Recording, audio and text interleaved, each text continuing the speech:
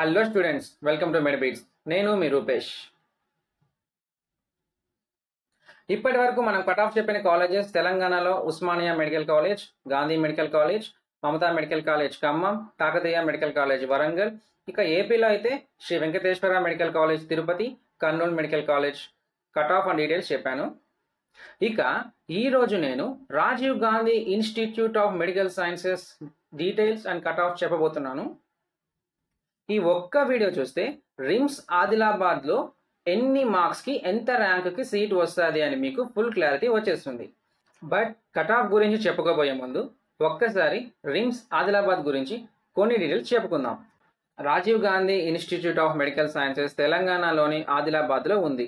ఇది ఒక government medical college. 120 MBBS seats ఉన్నాయి. MBBS course duration 5.5 years. ఈ కాలేజీని 53.5 acresలో నిర్మించారు. ఈ కాలేజీకి తెలంగాణలో 8th ర్యాంక్, ఆల్ ఇండియాలో 258th ర్యాంక్ ఇచ్చారు. దీనిని 2008లో ఆంధ్రప్రదేశ్ ముఖ్యమంత్రి వైఎస్ రాజశేఖర్ రెడ్డి గారు స్థాపించారు. ఇది స్థాపించి ఇప్పటికీ 16 years అవుతుంది. ఇక స్టూడెంట్స్ ఇచ్చిన రివ్యూస్ ప్రకారం క్లాస్ రూమ్స్లో ఏసీలు లేవు. ఇక్కడ ట్యూషన్ ఫీ 10,000 రూపీస్ మాత్రమే. సెమిస్టర్ ఎగ్జామ్స్ అంతా ఈజీగా ఉండవు. మనం కష్టపడి చదివితేనే పాస్ అవ్వచ్చు అని చెప్పారు. ఈ కాలేజ్లో 5,500 medical text books, 1,500 reference books గల లైబ్రరీ ఉంది. సెంట్రల్ లైబ్రరీలో 25 కంప్యూటర్స్ ఉన్నాయి. రిమ్స్ గవర్నమెంట్ హాస్పిటల్కి ప్రతిరోజు 1,200 అవుట్ పేషెంట్స్ వస్తుంటారు.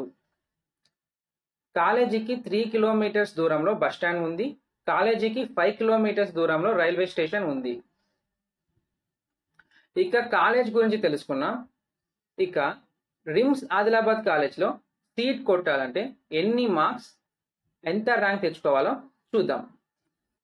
ఈ కట్ ఆఫ్లో మీకేమన్నా డౌట్ అనిపిస్తే లాస్ట్ ఇయర్ అలాట్మెంట్ లిస్ట్ని చెక్ చేసుకుంటే మీకు ఒక క్లారిటీ వస్తుంది. మన టెలిగ్రామ్ ఛానల్ లింక్ ఈ వీడియో డిస్క్రిప్షన్లో ఉంటుంది. ఈ కట్ ఆఫ్ ఇన్ఫర్మేషన్ అంతా PDF చేసి మన టెలిగ్రామ్ ఛానల్లో పోస్ట్ చేశాను. మీరు అక్కడికి వెళ్ళి డౌన్లోడ్ చేసుకోండి. ఇది local students cut off rank. 1 second.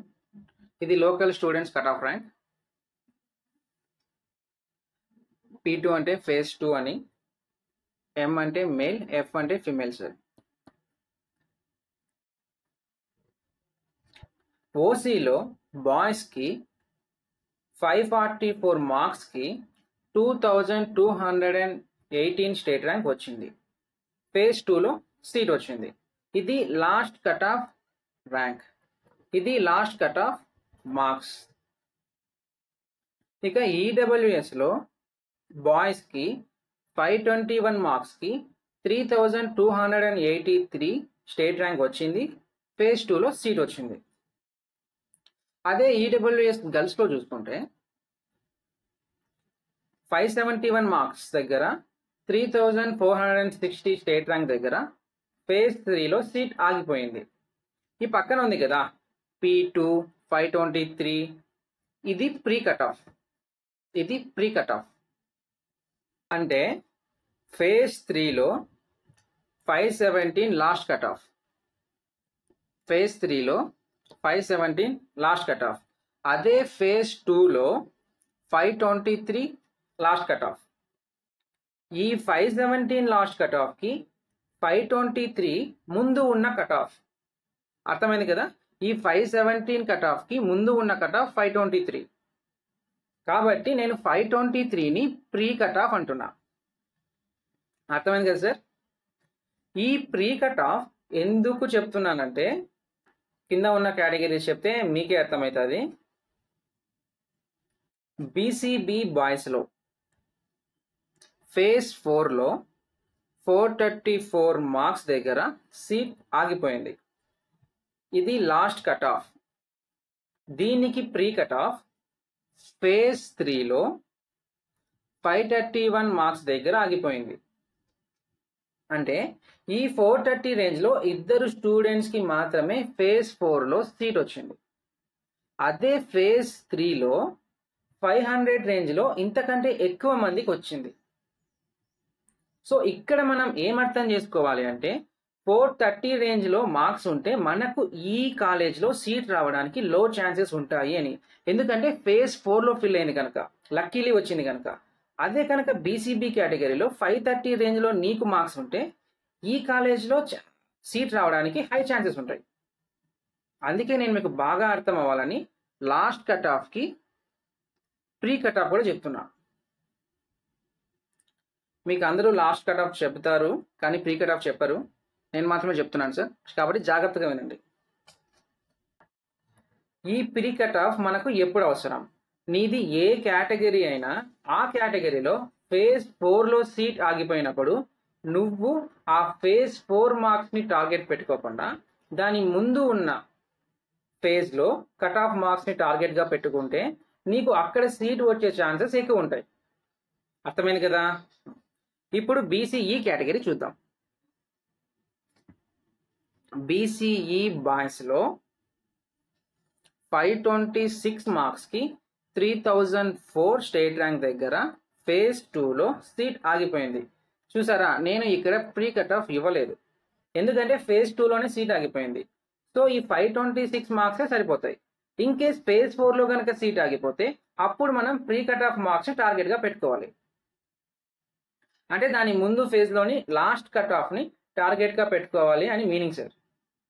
ఇది కూడా బాగా గుర్తుపెట్టుకోండి. ఇంకా ఎస్సీ బాయ్స్లో చూసుకుంటే 462 మార్క్స్కి 7068 ర్యాంక్ దగ్గర ఫేజ్ 2లో సీట్ ఆగిపోయింది. ఫేజ్ 2లో ఆగిపోయింది కాబట్టి మనకు ప్రీ కట్ ఆఫ్ అవసరం లేదు.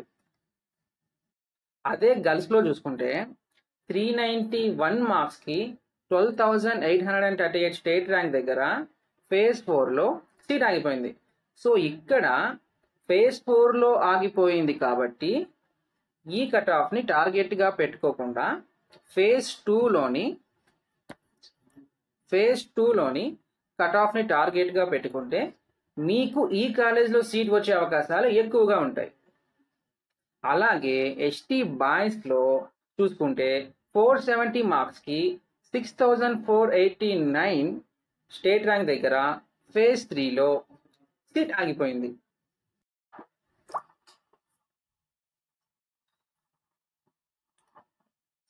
ఈ మార్క్స్కి ప్రీ కట్ ఆఫ్ 484. రెండు కట్ ఆఫ్కి ఇక్కడ డిఫరెన్స్ చాలా తక్కువ ఉంది కాబట్టి రెండిట్లో ఏది తీసుకున్నా పర్లేదు. బట్ డిఫరెన్స్ ఎక్కువ ఉన్నప్పుడు మీరు ముందు ఫేజ్లో ఉన్న కట్ ఆఫ్ని టార్గెట్గా పెట్టుకోవాలి. అన్ని సీట్స్ కూడా ఫేజ్ 2లోనే ఫిల్ అయిపోతాయి. మరి మనకెట్లా వస్తుంది సార్ సీట్ అంటే? ఫేజ్ 2లో వాడు తప్పుకుంటేనే నీకు ఫేజ్ 3లో సీట్ వస్తుంది. ఫేజ్ 3లో వాడు తప్పుకుంటేనే నీకు ఫేజ్ 4లో సీట్ వస్తుంది. అందుకని లో మార్క్స్ కాకుండా కాస్త మీడియం మార్క్స్ని టార్గెట్గా పెట్టుకోమని చెప్తున్నా.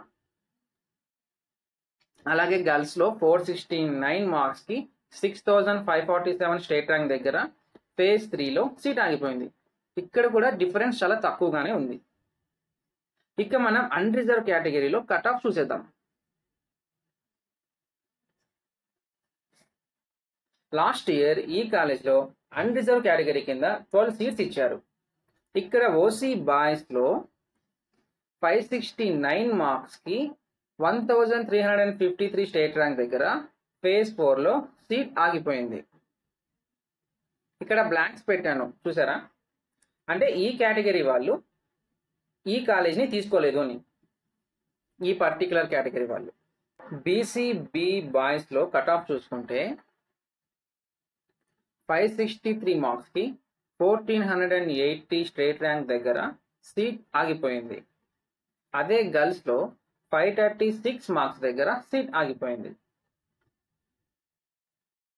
అలాగే బీసీడీ బాయ్స్కి 553 మార్క్స్కి 1812 స్టేట్ ర్యాంక్ దగ్గర ఫేజ్ 2లో సీట్ ఆగిపోయింది. అలాగే గర్ల్స్లో 571 మార్క్స్ దగ్గర 1288 స్టేట్ ర్యాంక్ దగ్గర ఫేజ్ 4లో సీట్ ఆగిపోయింది. అలాగే ఎస్టీలో గర్ల్స్కి 481 మార్క్స్ దగ్గర 5722 స్టేట్ ర్యాంక్ దగ్గర సీట్ ఆగిపోయింది. ఇక అయిపోయింది సార్. మీకు నేను చెప్పిందంతా అర్థమైంది అనుకుంటున్నాను. వీడియో నచ్చితే లైక్ చేసి ఛానల్ని సబ్స్క్రైబ్ చేసుకోండి. లైక్ చేయడం మర్చిపోకండి. ఎక్కువ లైక్స్ వస్తేనే వీడియో ఎక్కువ మందికి రీచ్ అవుతుంది. అలాగే మీకు ఏ కాలేజ్కి కట్ ఆఫ్ కావాలో ఆ కాలేజ్ నేమ్ కామెంట్ చేయండి. ఆ కాలేజ్ కట్ ఆఫ్ నేను ఫస్ట్ అప్లోడ్ చేస్తాను. చాలామంది చాలా కాలేజ్ నేమ్స్ కామెంట్ చేస్తున్నారు. అలా అడిగిన కాలేజెస్ని సీరియల్ వైజ్గా చెప్తూ వస్తున్నాను నేను. Okay, thank you. నెక్స్ట్ వీడియోలో మళ్ళీ కలుద్దాం. Bye bye.